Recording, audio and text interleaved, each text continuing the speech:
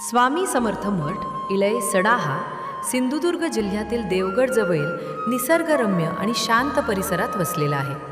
मठ स्वामी भक्तांसाठी एक अत्यंत श्रद्धास्थान आणि ऊर्जा देणारे आध्यात्मिक केंद्र मानले जाते. मोकळी हवा आणि सभोवतालचा शांत निसर्ग यामुळे मठाच्या परिसरात पाऊल ठेवताच मन प्रसन्न आणि शांत होते. दररोज श्री स्वामी समर्थ महाराजांची नित्यपूजा, आरती आणि नामस्मरण अतिशय भक्तिभावाने केले जाते.